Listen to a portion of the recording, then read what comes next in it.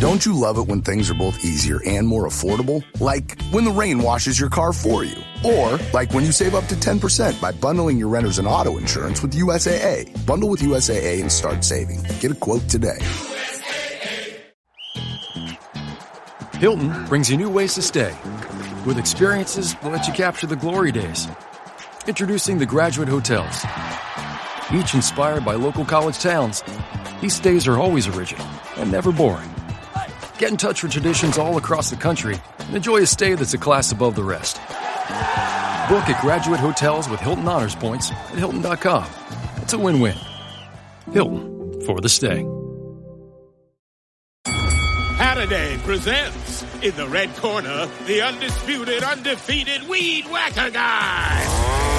Champion of hurling grass and pollen everywhere. And in the blue corner, the challenger, extra strength, Saturday. Eye drops that work all day to prevent the release of histamines that cause itchy allergy eyes. And the winner by knockout is Saturday.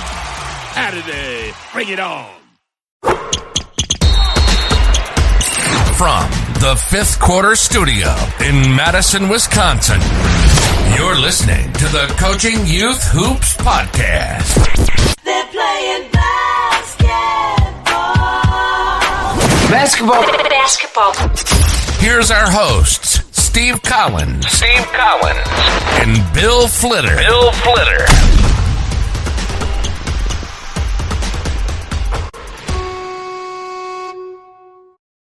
All right, here we go. Episode, I got to look on my sheet, 22. Yeah, episode 22 of Coaching Youth Hoops. Coach Collins' sixth podcast. Oh, my God. When I tell people I do 6 podcasts, they look at me like I'm from Mars. Maybe that's, you and I had talked about me getting an office. Maybe I need to get a studio, Coach. Oh, well, that would even be better. There you go. Although your audio always sounds really good. It does, but I could yeah. But I talked to my accountant, and you can only write off one office. Oh, so you write off the current one in the house. I write off the office in my house, Yeah. and then you can take a percentage of that. You know how that works for in-house offices. Yeah. This is where I do all my work and my YouTube, everything's in here. But if I have an office outside, then I can't. Yeah. So I don't know. Yeah. Interesting. Yeah. If you're a CPA and you would like to reach out to me, steve@teachhoops.com. There you go. We can talk. My assistant coach is actually a CPA. Tryouts, evaluation. Tryouts and evaluations. Yes, the state's basketball. That time of It's year. right around the corner. Yeah. I know I've been getting announcements from my local CYO program saying sign up. Evaluations are in September. So with, when you're thinking about, again, we're talking about these volunteer coaches. They're going to their YMCA leagues, CYO leagues, whatever kind of volunteer work they're doing. And maybe I guess you could talk about AAU teams, although they're a little different, kind of handpicking the best of the best. I mean, I shouldn't say it like that. You probably do some evaluations too. Or maybe we'll scratch that whole thing I just said. Evaluations. Let's talk about evaluations. What? No, it's an interesting thing. So first of all, here's the way I've done it over time with my youth program. And I'm going to, if you join our Facebook group, so Coaching Youth Hoops, I'm going to put a couple evaluation tools that I use. I'm going to put the one that we use for our freshmen, which is a little bit higher level. So maybe you're a higher level youth coach. And then I'm going to put in the kind of the basic one that kind of evaluates like shooting, dribbling, passing, rebounding, defense. And it's a scale and it's on one sheet, and you can bubble it in 1-5. So I'll put that. So if you go over and join our Facebook group, I'll put the link down below. I'll give that to you for free. You can go look at it. I'll put it in the file section roughly around September 6th when this is going to go live. Okay. But I don't let coaches evaluate their teams. Okay. And here's how I do that. They're players. They're players. Okay. So usually it's dads or moms. Okay. Yep. Right. So I get my high school coaches to evaluate and pick the teams. And if that becomes a difficulty, then I will have other people evaluate other teams, and they won't know which team they're doing. So the 6th grade coach will evaluate the 3rd grade team and the 5th grade. Yeah. And I won't tell them before they get there so they can't talk to each other and go, make sure John's with, Sam. Like, because I want a fair evaluation. Good idea. And I want to put them in for our league, I want to put them in the right league. It's not about like, I don't know who's going to be good, but I want them in the right league for the right ability that they have. And again, at the little levels, I don't really matter. It doesn't matter to me till they're in 4th grade. It doesn't throw them on a team, to be honest with you. But after that, once kids start working on it and changing their skill levels, then I think that helps. Ideally, I would have no parents coaching their youth teams in my world. I wouldn't, but that's not the reality, and that's not what's happening. And most people probably listening to this podcast are probably parents, and you're great coaches. However, I like to take that variable out when I can. Coach another team, but within the program.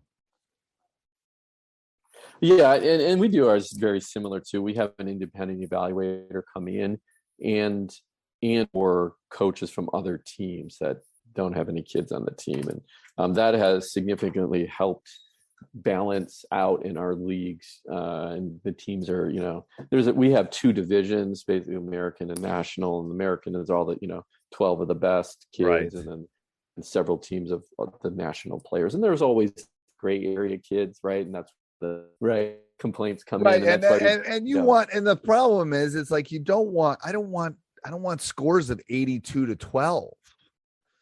That's what I tell parents. It's like I want them. Correct. That's right. I want them to have fun, and I want it to be close, and I want them it's like I told you. I don't know if have I told you about the all city meet in Wisconsin, the swim meet.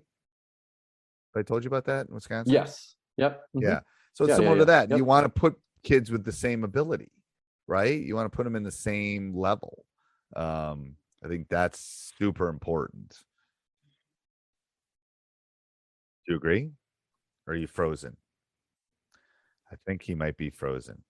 So I think Bill's having some audio issues. Bill's Bill, I've done this long enough that I kept talking through your frozen. So anybody, we do audio and video of this. So we put it on YouTube too, if you ever want to watch it. But I'm sitting there talking, and Bill's like frozen. So I know enough. I've done enough of these that I just keep talking if I see him frozen. But what do you think about? What do you think? Any other tidbits with that? Well, I think, when doing evaluations and setting that up, you want to completely random. The way we run ours is the kids all start together in one group, and then slowly over the evaluation period, we separate like I said, the American team out. They go to one court, and then we continue to mix and match a few kids on an American team or American side of the court to half court to see, well, can little Johnny, little Sally play with these better players? She looks good over here, but can she? So that's one way to do it. And then it's one thing doing drills, which is good. Can they dribble? Right? Yes or no? Can they shoot? Depending on what level they are. But then can they play? There's no offense, a scripted offense. There's no scripted defense. What do they do? How do they handle that situation? Because as you know, Coach, right? We can come up with an amazing offense, but then the defense throws a wrinkle in there or whatever it is that may happen on the court, and the kids got to be able to react to that. So you learn a lot on those scrimmages during evaluation. Yep. And I don't scrimmage. We scrimmage maybe for 4 minutes or 5 minutes, 5-on-5. I believe a lot of 2-on-2, a lot of 1-on-1, and exactly. I was 3 scrimmaging. Right. I'm glad you said that. Because that's where you can evaluate. I do that in my varsity tryouts in my high school team, which is like the 6th largest high school in Wisconsin. We go 1-on-1 because you can't hide. Like if you got to defend me, I can either hoop or I can't hoop. You can either stop me or you can't stop me. And then we play 2-on-2 and 3-on-3, because then I can really see how people kind of enter. Because I've said this billions of times. You can put me on the floor with Giannis. I can stand in a corner and hide. Yeah. you put me on the dream team and make me the fifth player. I'll go hide somewhere, and that's what sometimes kids do in tryouts. And then you're not really evaluating their ability. And you got to, the small sided games, the 1-on-1, the 2-on-2, the 3-on-3. I think it's super important for that evaluation thing. There's lots of factors that go into it, but I think that, and I think an outside eye from someone that's we both coached our kids. It's hard to coach your kid. I love my kids. I'm a coach and a dad, which so I think and over time it's been easier. I think the parents like not being in the equation, because be mad at me, I don't care, but here's the team, and your kid's going to be on the team, but the rest of them, I'm going to help you pick. What would you say though, Coach, is if during evaluations, what have you learned that's going to say, you know what, I made a mistake on this kid, right? Yeah. He should maybe, and maybe he should have been on a different division. What is the one, maybe two things that you do that's, all right, we got this right. We did exercise A, and that really showed where they belong. I think when they stay, I mean, I've had groups that have just stayed together. They've pushed each other. They stayed together. It's like a kind of a cohort, kind of like they've just kind of moved together. Because to be honest with you, if let's say you're a seventh grader and you're in this district and you're the 14th best player, first of all, you're the 14th best player. Maybe you think you're the 10th, but the kid knows, to be honest with you. So putting them in the right spot sometimes goes, okay, maybe I shouldn't play basketball. Maybe I should wrestle. Maybe I should do some other things. Maybe I want to join the computer club. Maybe I want to do something a little bit different. And I think you're being, when you do this stuff, you're trying to be as honest as you can, but I think that helps, to be honest with you. I really do. I think that helps. But no, it isn't. It's like making soup. If you gave, let's say we come into my kitchen and I'll lay it out in the kitchen is all these ingredients for soup, and you make soup and I make soup, we're not going to make the same soup. It's not going to taste the same. It's going to be different, and they both might be great. It's the same with picking. That's right. Nice, everyone in the gym knows who the best player is. Everyone in the gym knows who's the seventh best player is. We could probably talk for the next hour, but from 12 to 15, if you're picking a team of 15, and you might pick 3 kids and I might pick, they might not be the same. That's just reality. And I'm going to, and that's what I tell parents when I do my picking of teams. I'm doing the best I can. You can do, if you think I'm not picking the best team that I think is going to help us win, then you don't know me very well. And I have nothing against your kid. What is one skill though that you would say, if you're gonna, it comes. He broke up again. And I think it's his one internet. thing. So you broke up there again. So I walked through it again. It's okay. What is one skill though? If you had 2 players, you're facing 2 players, you can only take one of them. They're equal in many parts, but something is sticking out in this one player that you're going to take player A over player B. What is that one thing? Shooting. Yeah. Yep. You can score because I can set 7 screens for you if I need to. You can be slow as molasses in January. If you can shoot, I can use you. So I can't dribble, but I can't dribble, but if I can shoot, right? Yeah. And the problem is, like, I don't care if a 3rd grader can shoot because they're not shooting right. I'm talking about like a 7th or 8th grade. Yeah. And then probably number 2 is sheer athleticism. And what do you mean by that athleticism? Left to right, for front and back, ability to keep someone in front of you. There are ways of testing athleticism that are non-bias. Yeah. So, but shooting is the skill. I can't teach you to shoot in 2 months, probably. I can teach you to become a better shooter, but I can't teach you to shoot.